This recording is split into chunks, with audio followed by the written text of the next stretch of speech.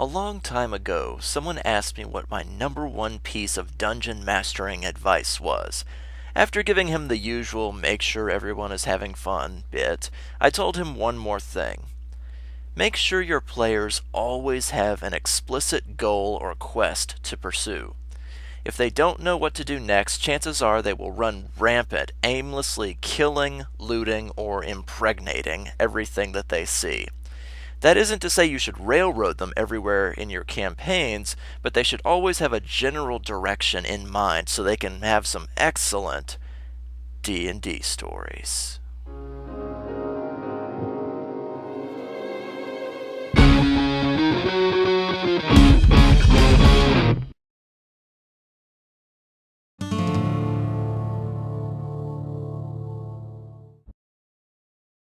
Hello and welcome to another D&D Stories. I am your host, TheWriter. This is a show where I sit here and regale you with all the tabletop gaming stories and remember when something cool happened. So, we ended out with Beano Tygar's kind of storyline for now last time. We move on to something completely new today.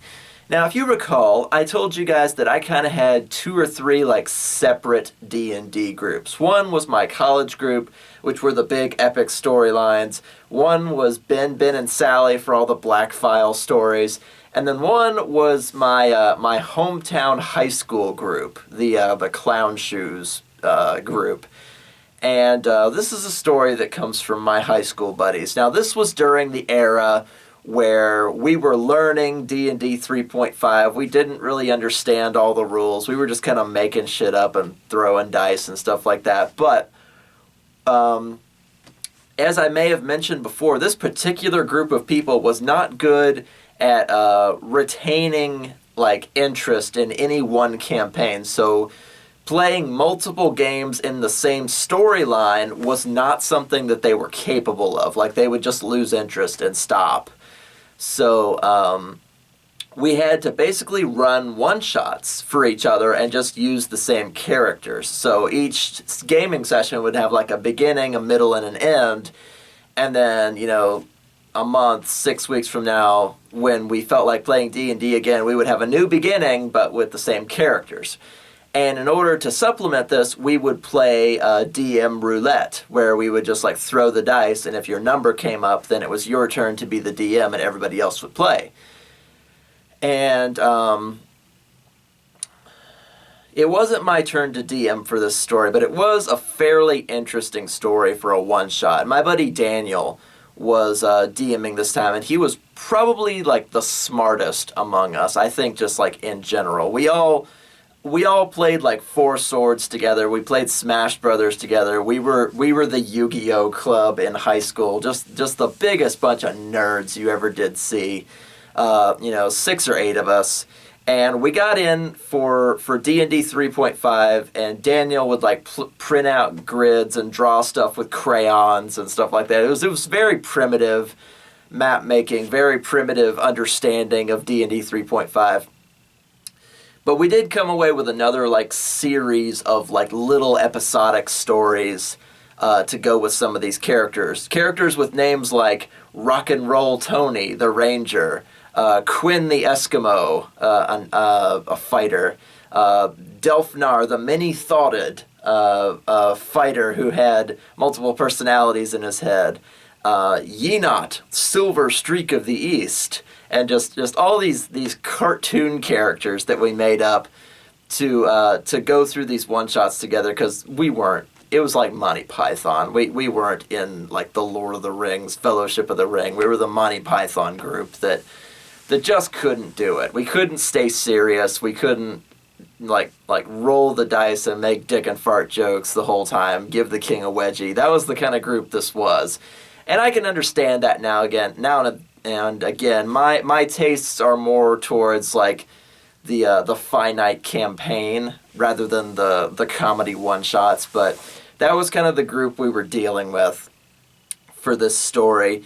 And we all sit around this table. I'm playing as Rock and Roll Tony, who is a bow and arrow ranger. And we've got Delfnar, the multiple personality fighter, We've got Quinn the Eskimo, who was, I think, either a fighter or a knight or a barbarian or something like that. He was a melee character. And a couple of others. The group makeup wasn't important. The story is what we're here for. So we set up, and we Daniel puts up the DM screen, and he puts out this this big map in front of us that looks like a farm with a barn and a cornfield. And we go, what is this? And it's like, it's not a dungeon or a city or anything. He goes, no, it's a farm out in the middle of nowhere. And we go, okay, what's the deal? And Daniel starts into this story.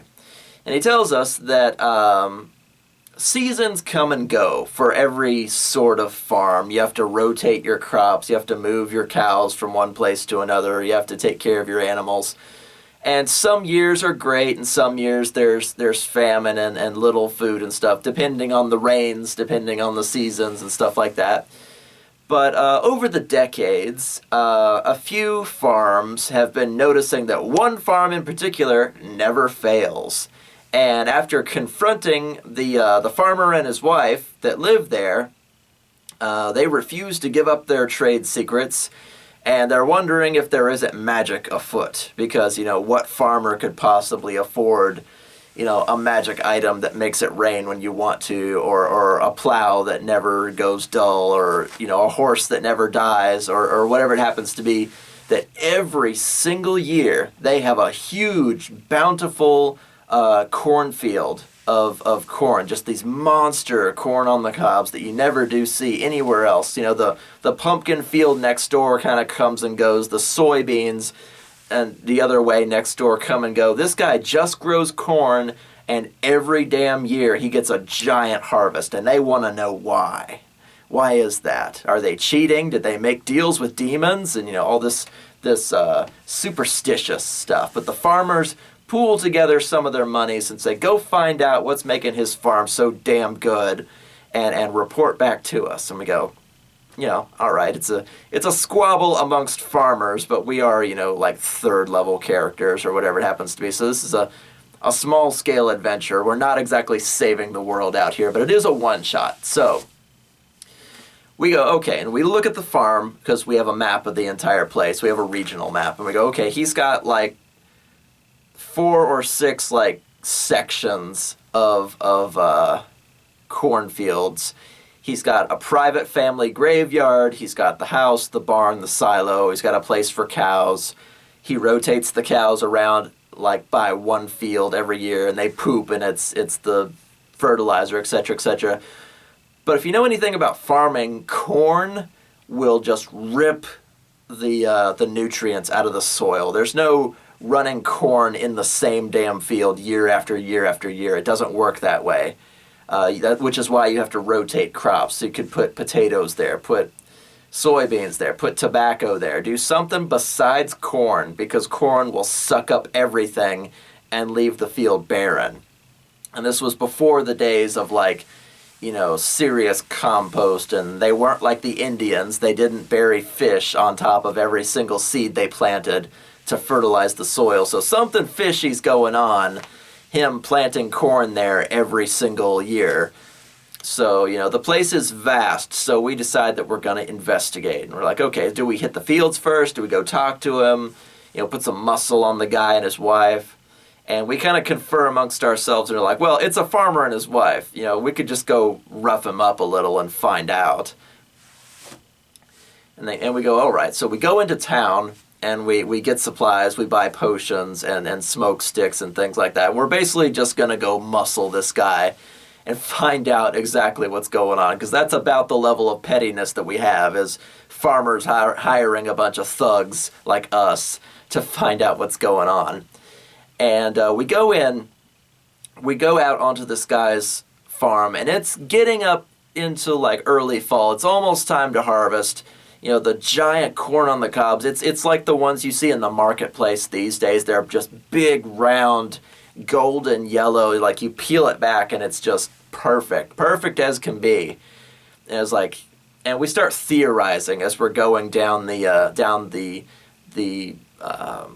muddy path to his farmhouse, and we're like, Well, what do you guys think? Does he have a magic item? Is he controlling the weather? Did he make a deal with God? Did he make a deal with a demon? What do you think? And we start just like conferring back and forth. It's like, well, even if it rained properly all the time, the nutrients in the soil wouldn't support corn, And we pass an irrigation house, which was fairly advanced for this kind of community. And we go over there and we peek inside. And an irrigation house back then was how you controlled the flow of water between your fields. You would dig a great big ditch around your fields, and you would control the flow of water to go left, straight, or right between 4 fields. And you would build an enclosure around the thing you would turn in order to keep it safe from like people that wanted to wreck your farm, like the people that hired us. And we looked through like this iron portcullis that's got like a padlock on it, and we can see the mechanism inside, and we can see the water flowing. I was like, well, he's watering it fairly normally. I don't know, it's not really anything unusual about that. It just happens to be a stone building. So I guess with his success, he's starting to build stone structures on his farm, which is kind of a big deal for people in this pay grade, And in our eyes, a farmer makes like 1 gold every day when the crops are good, and that was just the pay scale of money that we used. 10 armor, 5 health, 1 gold per day. That was a civilian to us.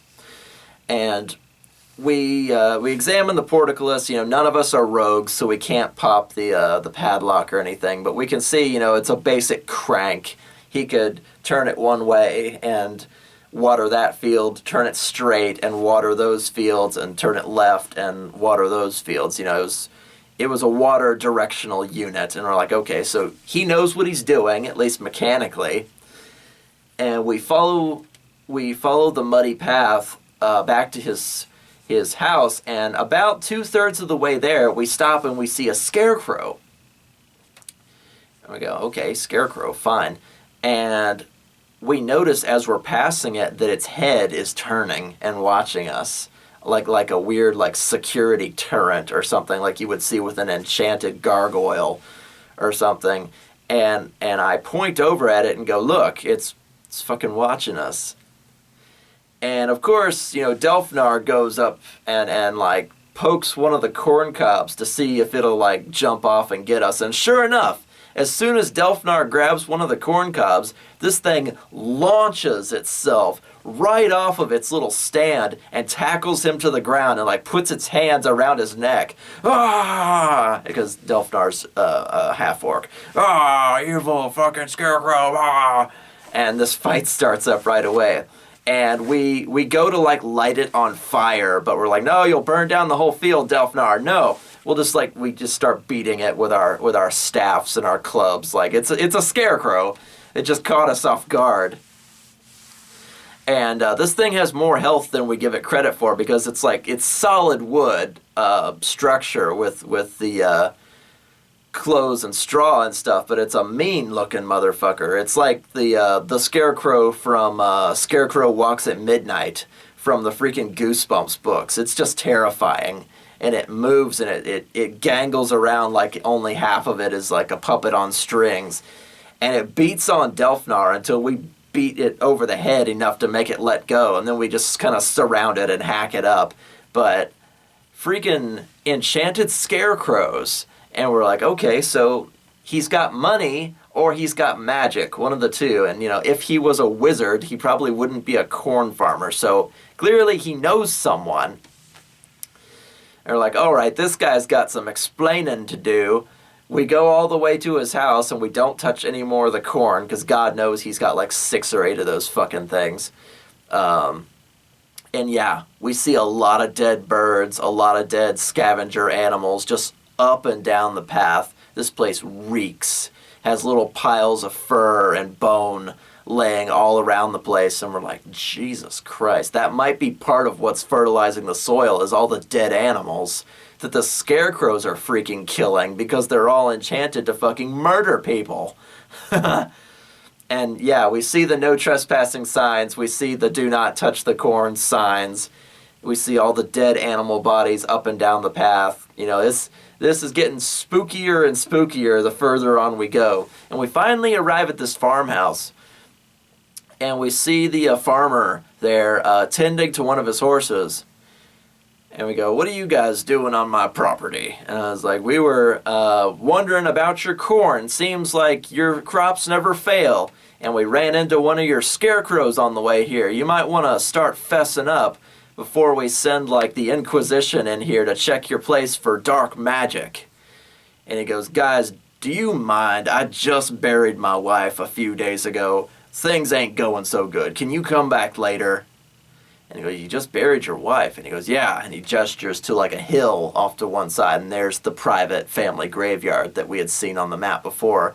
And sure enough, recently overturned grave, and we go up there, and he tells us about her. She was the wonderful, loving wife that brought him good luck and good crops and children that have since moved on to start their own farms and stuff like that. He's a middle-aged guy.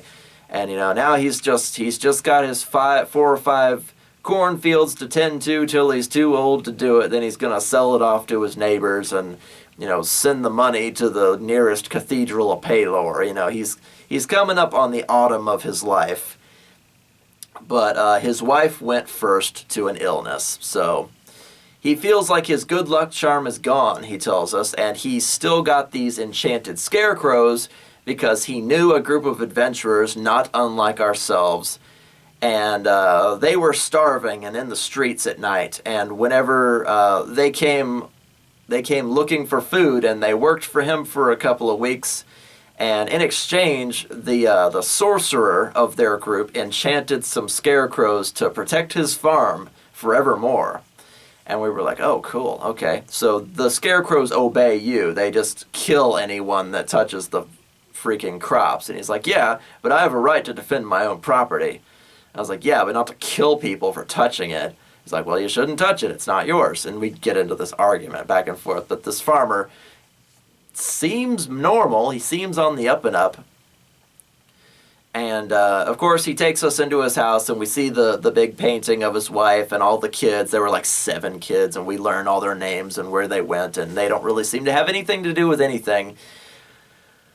Until Delfnar sees that the farmer's wife was buried with a diamond necklace. And we are level 3. And diamond necklaces are worth like 5,000 gold. So this was a family heirloom that she was buried with. And as soon as we leave the farmer behind to kind of confer amongst ourselves, he's like, "I've got a shovel. Let's go dig her up."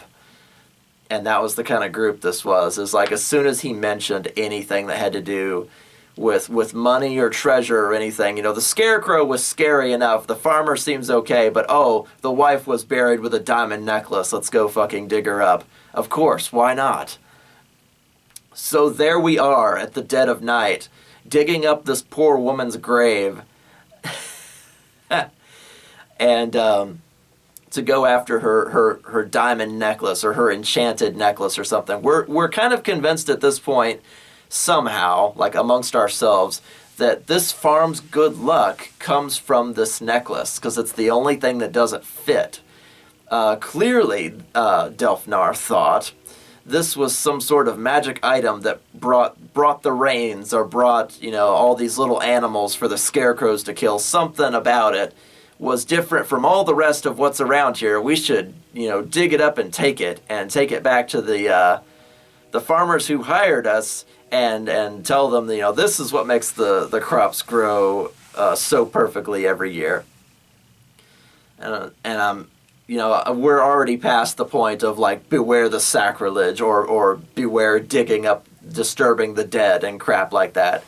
So there we are in the dead of night. Delfnar is just digging her up because he's a half-orc and he doesn't care about respecting the dead.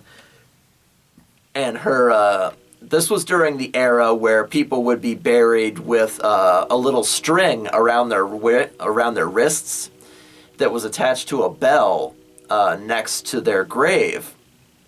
And the thing was, in the Dark Ages or medieval times or whatever you want to call that, one of the greatest fears of the common man was to be buried alive. So if you got buried alive, you would have your string and you would ring the bell and people would hear it and come dig you up. Well, we went there and her bell string was cut. And we're like, wait, no. And we look at all the other graves and all the strings are intact, however old they might be. They may have just been really thin ropes so that, rain doesn't make them disintegrate. But her string was cut. So if she was buried alive, she wouldn't have been able to ring her bell. And we go, was there foul play amongst this? And we go, okay, we're going to start helping Delfnar. Everybody grab a shovel, come on. And we start digging into this grave. And we finally reach the coffin. It's like past midnight at this point. And we're like, do we open it? It's like, I think we should knock first. Shut up. We use our shovels. We pry it open. There's nobody home. There's nobody buried in this woman's grave. And we're like, oh shit. Is she alive? Was she buried somewhere else? What happened? It was like, is there anything in the coffin at all? And they goes, nope, it's just an empty coffin. We're like, shit. So we throw all the earth back onto it and we stamp it down and we ruffle it over with moss and leaves and stuff so you can't tell we dug it up. And then we make a break back to town because this is getting worse and worse and worse as we're kind of seeing the picture, enchanted fucking scarecrows and crops that never go bad. Now we have a missing dead wife.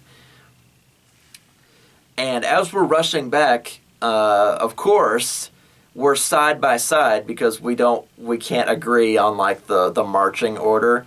So shoulder to shoulder, we brush some of the fucking corn, and more fucking scarecrows burst out of the thicket to come and get us. Oh my God, there's like 3 of them now. Killer scarecrows. These guys have like big, like hard rakes for hands, and so they just come and just take a chunk out of the front of our shirts and shit like that. And we're level 3. We don't have plate mail or anything yet. So these things can just like rake us like fucking raptors and jump all over us with their wide brim hats and their spooky fucking goosebumps faces. And we like wrestle these things to the ground. We have to like tear at their seams and take apart the wooden skeletons and stuff. And we take a lot of damage because these guys are made out of sharpened farm implements. And if you know anything about the heavy iron machinery that even like medieval era farmers used, just like the sharp blades and backhoe, or not backhoes, but like horse-driven hoes and things like that, they are not to be fucked with. You would find more iron on a farm than you would in town because they're the tillers of the earth. So you have to have some heavy hardware for that. Oh, these scarecrows were made of heavy hardware. And by the time we were done splintering them apart, we were limping to get back into town. We were burning potions. We were miserable, bleeding all over everything. We went to a local apothecary and got even more potions because we just got our asses handed to us. We didn't find the necklace. The lady was gone. So, or the farmer's wife was gone. So we're like, okay, something's fishy here. And of course we run straight into the guys that employed us. Did you find out anything? And we're like, well, apparently his wife died. And they were like, yeah, poor Suzanne, or whatever her name was. Poor Suzanne, she was sick for a long time. And it's like, the poor guy has such bad luck with women. This is the 3rd wife he's buried. And we go, the 3rd wife he's buried? And go, yeah, one was taken by plague, one died in childbirth, and now this lady's suddenly stricken with an illness for months, and then she died as well. And we're starting to like squint our eyes and look at each other like, is he feeding these women to the land or something? Like we're expecting some big Machiavellian thing is going on here, that this farmer has such amazing luck and riches and all these children, but he's ripping through wives like crazy. And he didn't mention the other 2 wives, and it was like, well, we should go check his graveyard again and march single file this time so we don't get jumped by scarecrows. So we stay the night at the inn, and bar wenches, beer, etc., that you would see with a group like this. And we go all the way back to the farm the next day, and we don't tell the farmer that we're there, but we go up onto the hill and we check the graveyard. And there are, of course, several graves marked, loving wife. There's Suzanne, Belle Ann, and then another lady whose name was also Ann. It's like Mary Ann, Suzanne, all these different Anns. It's double names, but they're all Anns. And I go, and we kind of look at each other and we go, well, Suzanne's not home. What do you guys want to bet the other two aren't home either? And Delphinar's like, I've got a shovel. And I go, no, it's the middle of the day. He's going to catch us. And we kind of confer amongst each other and was like, well, why don't we check around and just see what's what? Like, do we walk amongst the corn and get all the scarecrows onto us? No, we don't know how many there are. We've seen 4 up to this point. If he's got like 5 or 6 fields, God knows he's got like dozens of these things wandering around. And we go, okay. We could just ask him directly. He doesn't exactly have armor or magic rings or anything on him. He's just a farmer. And we go, all right, well, something fishy's going on. We're going to go interrogate this guy. Like, this has gone beyond my farm is always doing well. This is, there are people missing now, and this is starting to, like, be weird. And we go to the farmhouse, and he's not home. And we look out over the fields, and we don't see anybody. And we look in the barn, he's not there. The horse is still there. And we go, okay, where else could he be? He wasn't in town. We would have seen him. And we go, wait, what about the irrigation building? And we go over to the irrigation building where the portcullises were, and of course the padlock's gone and the portcullis is up. So he's inside. And it's just this little tiny, barely bigger than an outhouse building. And we lean and we look inside, and there's a hatch that goes down underground. And we're like, oh, this is going to get worse, isn't it? This isn't just a farm. This is something else. We go down, and we find this little laboratory, this little alchemy laboratory. And we go, oh, maybe he's found a new fertilizer. He's brewing up something unusual. And we go and we look amongst all these things, but we don't find him anywhere. It's very strange. We don't find any people at all. And we find a black book of spells, like a necromancer's book. And we flip it open and we see the primary lore of necromancers for this setting. And one of the first rules of being a necromancer in this land or whatever is that every X amount of time you must take an undead nap or a sleep in a bed of mud and worms. And we look at each other and we go, it's the farmer's wife. Suzanne, Mary Ann, Mary Jane Ann, they're all Ann. They're all the same person.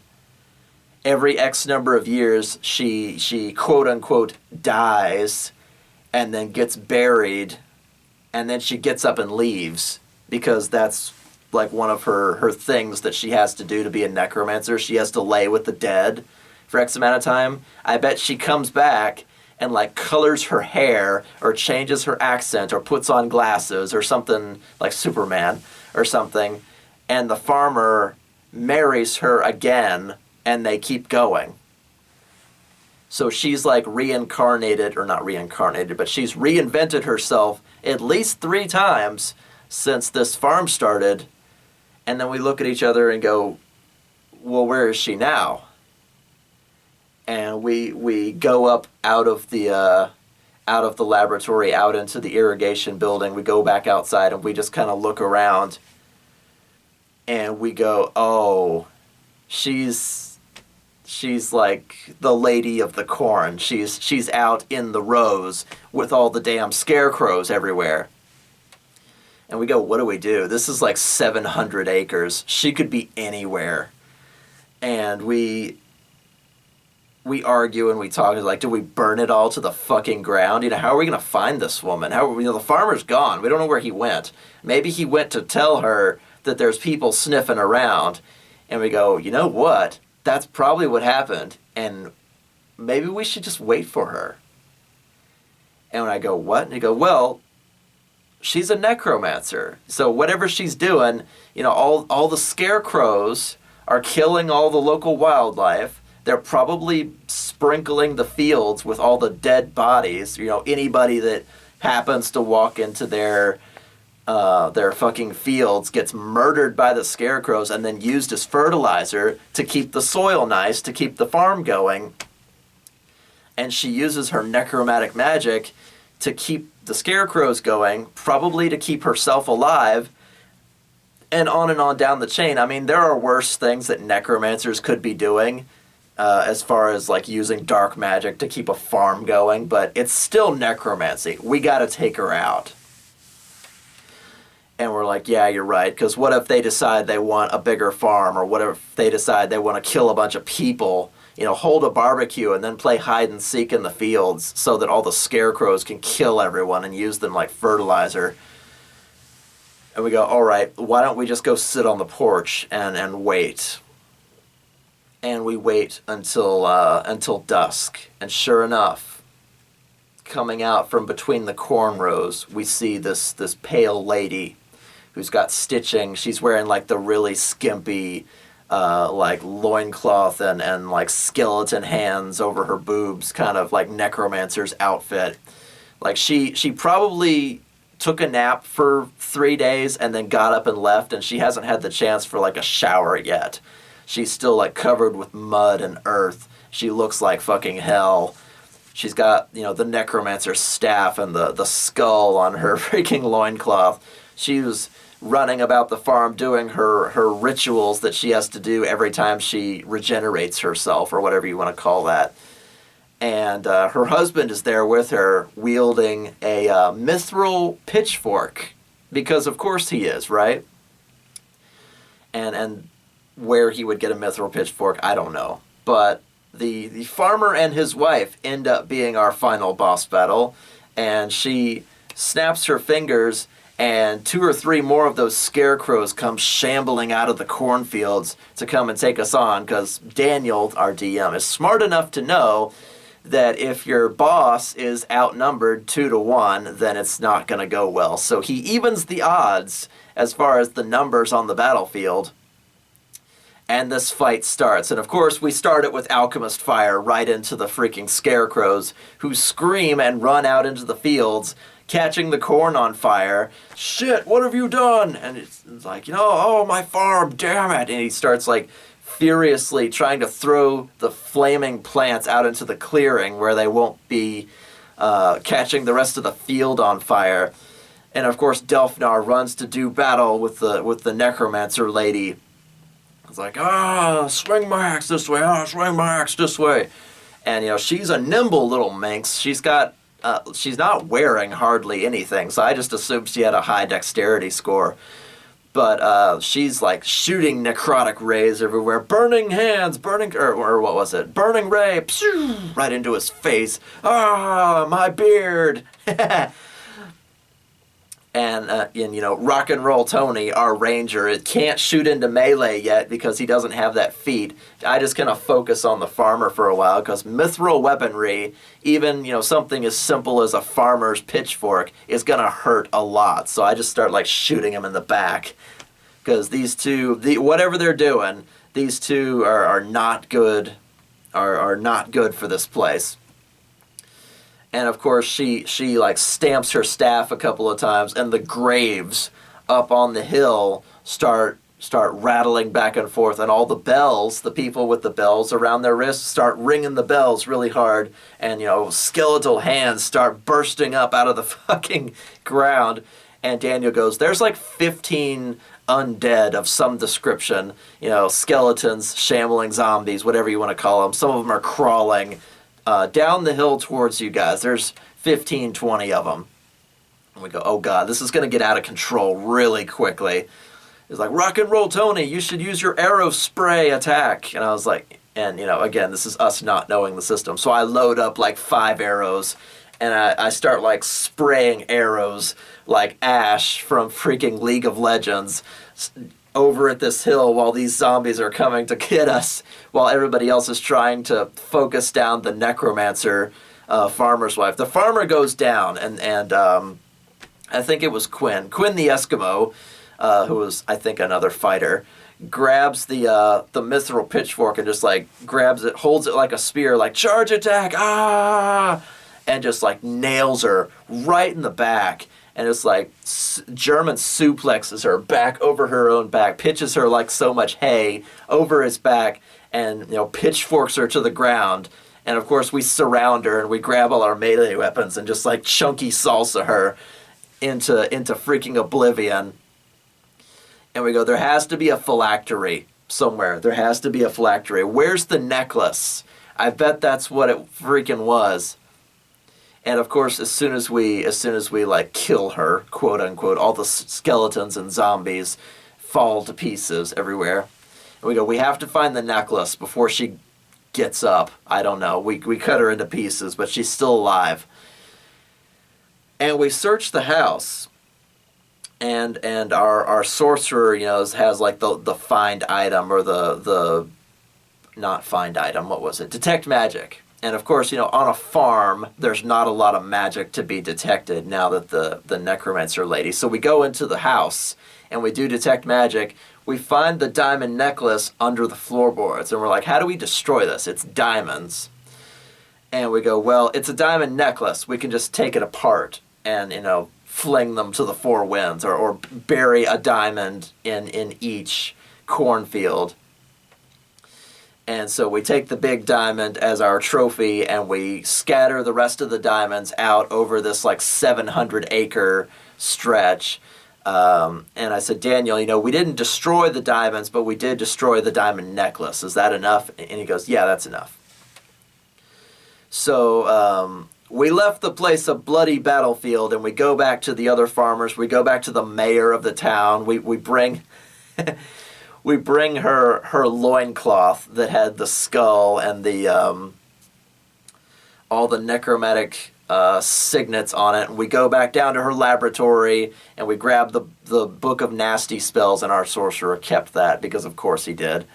And we bring all this evidence out, and we bring the mithril fucking pitchfork, and I think Delfnar kept that one because he was our barbarian who had all the different weapons. Why not a pitchfork? We bring it all to like the mayor of the town, or the sheriff of the town, or whatever you want to say, and say, this lady was a necromancer. And we tell them the whole story that, every X number of years she would be buried to like reinvigorate her necromantic powers, that she was killing all the local wildlife, that anybody that even touched the cornfields would be leapt upon by these enchanted scarecrows and killed and used as freaking chunky salsa fertilizer, and that now both of them were dead. So we get our XPs, we get a small reward money, because this is a farming community. They don't have a bunch of money. So we get the mithril pitchfork, that was fine. And we get the big diamond, and we sell that for 1,000 gold, and we split the money amongst ourselves. So we got a pretty good reward for level 2, level 3. And that farm was split and sold off to all the neighbors, and that money was used, I think, to like pave a road or to do something in town. The farm itself didn't belong to anybody, since the farmer and his wife were permanently dead this time. So they buried the farmer, they buried what was left of the wife again, and the monies that went for selling the farm to all the neighbors helped the town that they were closest to. So that was kind of where that adventure ended. It was a very strange, like Children of the Corn sort of experience. But, if you got killer scarecrows and necromancy and all kinds of stuff going on, I thought it was actually pretty creative. So Daniel did a good job for a one-shot, in my opinion. But the bed of mud and worms was very interesting to me. So that is all for that one shot that I have to tell you today. And I hope you guys had fun, and I hope I'll see you on the next D&D Stories. Keep gaming. Hey guys, hope you enjoyed this story. If you did, please consider donating to my Patreon. We bards like to eat too, you know. If you'd like to keep up with channel updates, look up the D&D Stories Facebook. Links are in the description below, and don't forget to click that like button for me. If you'd like to see me in action doing some dungeon crawling, check out my Let's Play of Legend of Grimrock 2. It's complete, so you can watch it from start to finish and enjoy yourself as I bumble around a positively massive dungeon and fight all the baddies within. Keep gaming!